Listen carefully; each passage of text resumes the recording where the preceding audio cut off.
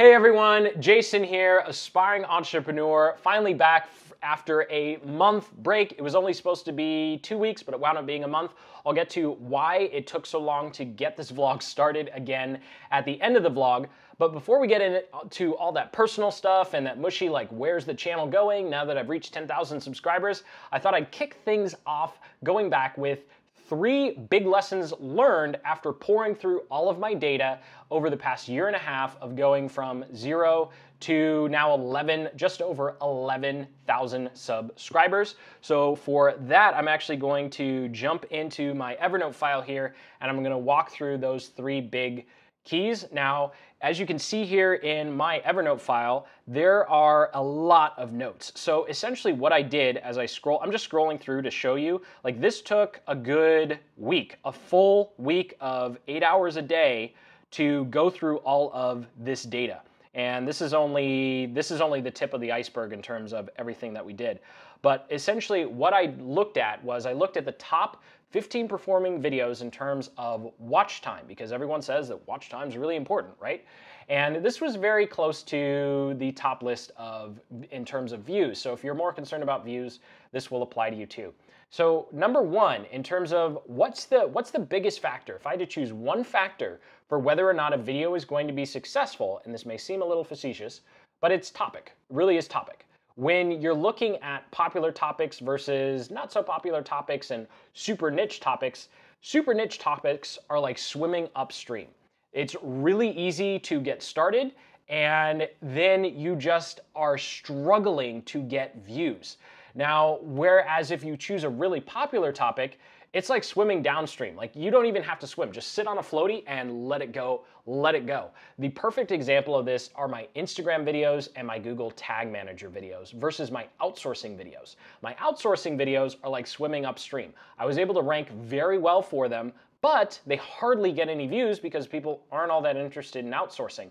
Whereas even though Tag Manager and Instagram style content is extremely competitive, those racked up more watch time, more views, brought in more subscribers, simply because I was going downstream.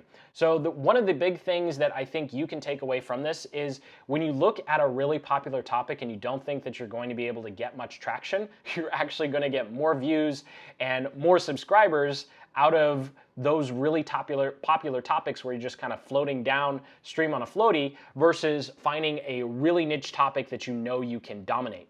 Now, I do believe long-term, if you find a niche topic that you really want to be known for me, it's outsourcing content creation and webinar software and time blocking. So if you do any sort of those keywords, I'm going to show up multiple times on the search page results. It looks a little spammy, but if you've never heard of me before and you search time blocking, I'm going to show up at least once or twice for every single keyword. That's great in terms of branding and trying to put myself as a time blocking expert.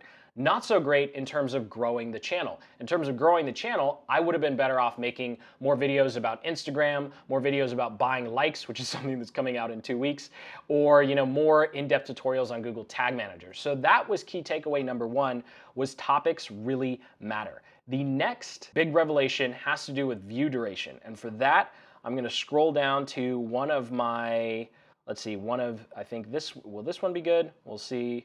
Give me 1 second here. I'm going to find a good example because view duration, here we go. So speaking of Tag Manager, this is a perfect example. So both these videos fit our first takeaway of being in a popular topic and just kind of going downstream in terms of Tag Manager is a popular topic. However, if you look here, both of them have a 5.5 minute average view duration, but you can see M39 actually performed better.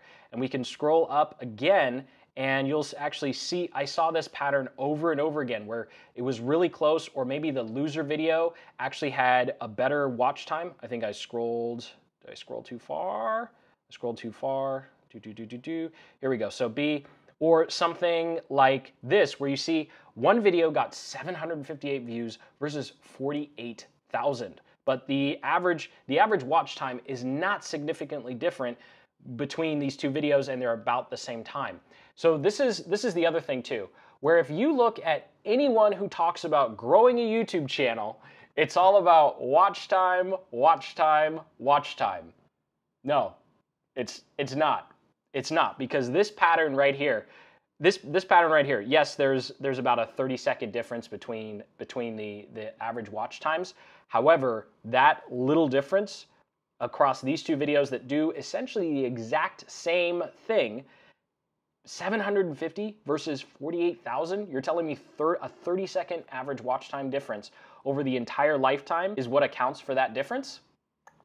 I don't think so. And that leads me into number 3 here. Well, actually finishing up with number 2. So watch time, I cannot find anywhere in my analytics that tells me watch time is a good indicator as to whether or not a video is going to be successful. For me, success is number of views and number of new subscribers, because number of views means more people found my channel and brand, more subscribers means they found the content helpful. This kind of situation happened over and over and over and over again, where I'm looking at it and I'm going, there's no possible way a 30-second difference would account for that big of a watch time difference. That's just insane. Which actually leads me into what does make a big difference. And drum roll please, it's click-through rate. So YouTube recently started rolling out their dashboard features, and their new dashboard, and you can now see the click-through rate of your thumbnails and or your video. Now, this was an absolute game changer in terms of figuring out why the heck I kept seeing videos where I would try and replicate the success of one and it just would not work at all. It's click-through rate. It literally is click-through rate. Because looking at this here, you can see the winning video, B32, has a click-through rate of about 8%. Versus B42 has a click-through rate of about 2.2%. Now, we could spend an hour going through each individual video and dissecting why one click-through rate has a better one, or looking at, what we can do to improve click-through rate. But I will tell you that the algorithm is looking at click-through rate when it's deciding to recommend a video. You can see that clearly here by number of impressions. 62% came from recommending for B32, the one that did better, versus only 15.4% for B42. So the YouTube, and this is a pattern that I saw over and over again, I'm just not gonna show you 50 different screenshots, but that's why it took so long, because I just could not believe this, where the YouTube algorithm is not looking at your watch time. It's looking at your click-through rate, which, if you're familiar with how Facebook, Snapchat, and Instagram and Twitter work, you're scrolling, they want people to continue to scrolling because of the dopamine drip that happens in your head. The YouTube algorithm is kind of doing the same thing. Now, obviously, I can't prove that it's doing it, but I do want to help you out, because if you want to grow your channel, number one, just find the big topics, the hot button things that people want to watch, and just ride that wave, whether it's a short week or so, or if it's a longer trend, like everyone wants to know how to get more likes on Instagram, even though it's the simplest thing to do in the world. You just make better content. If you don't like how many likes you're getting, well, time to spend money on ads, right? But nobody wants to hear that. They want to hear all these other silly little things that will get you like 5 likes here or 10 likes here. So you just make more of those types of videos, and the YouTube algorithm is going to reward you, because that's going to give them a better click-through rate. That's what the algorithm cares about right now. Sure, it could change in a month or two, but based upon that, that is a super condensed in like 7.5 minutes of over a week's worth of analyzing my analytics. Those are the 3 big takeaways. So with that, I want to kind of switch gears here and get a little more personal in terms of what that means for this channel, because I was actually really, really disheartened, because looking at it, it essentially meant that my going against the grain, you'll notice that there's only one video on my channel that directly talks about how to make money online. And in the marketing space and the entrepreneur space, those types of videos tend to do really, really well. Well, now we know why, because those types of videos are great for clicks, and they are in line with the downstream topic of everyone wants to know, how do I just push a button? But you're not watching this because you want to push a button. So what does that mean for me? It means, for the time being, I'm screwed, because the type of content that I want to make is not in line with what the YouTube algorithm wants to serve to new visitors, which means I have to be so much more patient than I wanted to.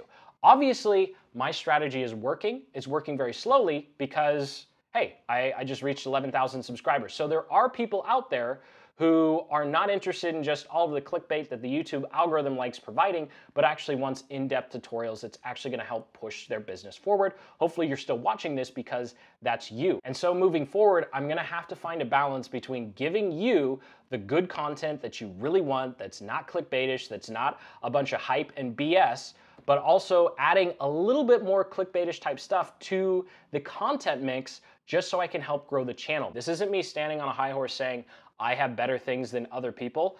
This is just me looking at how can I be most helpful to you, and I know being most helpful to you isn't necessarily the same as acting in my best interest, creating content that the algorithm is really going to like. Because some of the videos that I was a little iffy on, like I really think this is useless, the algorithm loves. The videos that I think are really helpful, the algorithm hates. So it's just a mix of how do I continue to make sure that I grow this channel and continue to provide value to you, but also throw in some content that I don't consider valuable, you probably won't consider valuable, but other people will consider valuable, they will click, and I have noticed that even though my average watch time stays about the same, I will get more views as my channel subscribers go up, so I'm less and less at the mercy of the clickbait style algorithm. So hopefully that isn't coming across on a soapbox. That's not me standing on a soapbox at all or saying that what other channels in the entrepreneurial space do is wrong or dirty. Everyone has their own content strategy, everyone has their own audience that they want to serve. I'm just finding out the audience I want to serve, like hardworking entrepreneurs like yourself who don't want all that clickbait BS, is much smaller than I had anticipated in the beginning. So what this means is, number one, you're gonna see a couple more clickbaitish type content from me. And number two, in order to combat that and continue to build what I think is going to be a very great lasting relationship with you, is I'm going to increase the number of times a week I do this vlog. However, to increase the number of times a week I do this vlog, it means there's going to be a lot more content of me just sitting at my desk, talking to you, sharing on my laptop what I've actually learned, not so much me walking around downtown or like bringing you along to client meetings or business partner meetings, because I just don't have the time to run and build a business and run and build the channel and then have a vlog on top of that, because I consider the vlog very separate from the other channel content. The other channel content is a bunch of how-to stuff, but it's not really a chance for me to kind of share behind the scenes of what's actually going on. So the vlog is going to continue to be about sharing the journey with you of building the channel and building the agency, and of course eventually launching the membership website that's just sitting there and doing nothing. And then you can rely on the usual channel content coming out as valuable videos I can make on how to be successful in terms of productivity, your marketing, and just building your business and membership sites or getting new clients.